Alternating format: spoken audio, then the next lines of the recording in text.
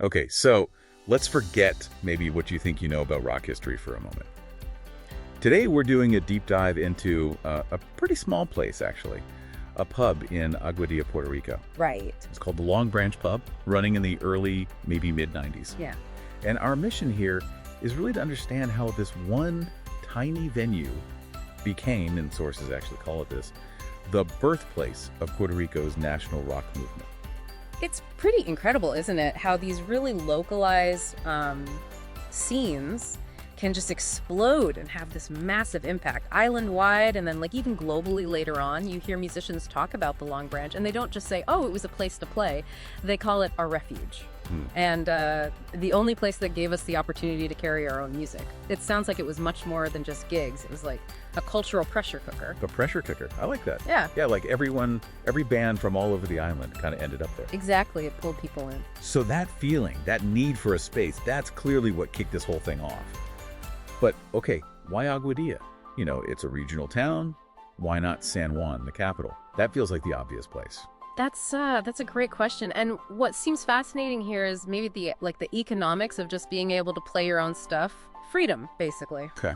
In San Juan, the venues often wanted covers. Right. Or stuff that was already, mainstream or commercial.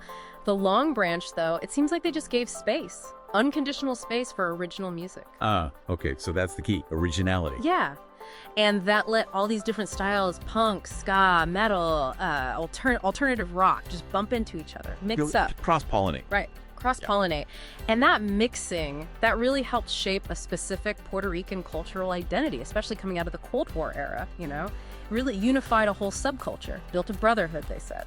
Let's zero in on that first wave then. The real pioneers. We're talking like 91, 92. Yeah. They must have set the tone.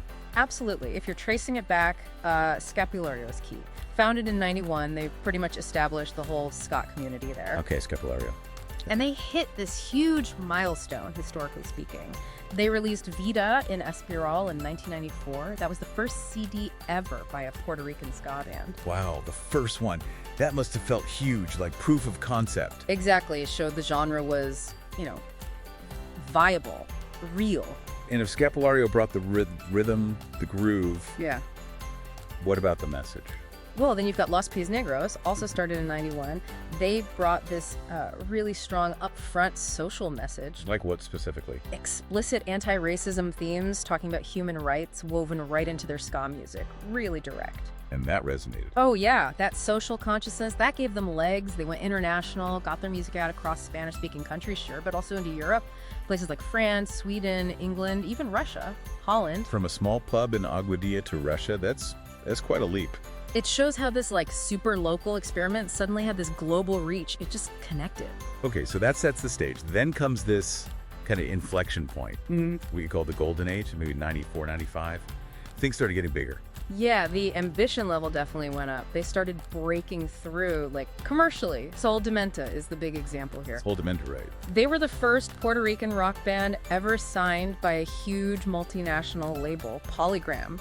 That signing, that legitimized the entire independent scene almost overnight. And how did they do that? What was their sound? They just threw everything into the mix. It was wild. They actually called their style Funkadelic Psychomenta. Funkadelic Psychomenta. Okay, break that down. Yeah, it's basically funk, ska, hip-hop, salsa, even traditional Puerto Rican trova, all mashed together. That's a lot. It is. Yeah. But it wasn't just musical experimentation for its own sake. It felt like a statement, asserting this really complex, diverse Puerto Rican identity that just refused to fit neatly into any single box. Right, resisting categorization. But the crucial thing you're saying is that the Long Branch wasn't just about chasing that commercial success. No, not at all. It supported this incredible diversity. So the same crowd that was going wild for Sol Dementa's Funksafusion, they were also listening to bands like Unreal. Unreal. Okay, who were they? Founded in 95, they were Puerto Rico's first shoegaze dream pop band. Think really atmospheric, layered sounds, very niche, very sophisticated artistry. Shoegaze, Yeah. right next to Funkadelic Psychomenta, in the same small pub.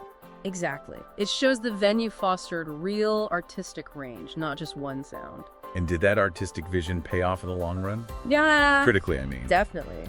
You see bands connected to this whole Longbranch legacy, like circa, they started later, 2001, but they were getting multiple Latin Grammy nominations through the 2000s. Wow. It proved that independent Puerto Rican rock, born in places like the Longbranch, could absolutely compete on the world stage and get major critical respect long after the pub itself was gone. It's amazing we even know so much about this. Usually these local scenes, they kind of fade into memory.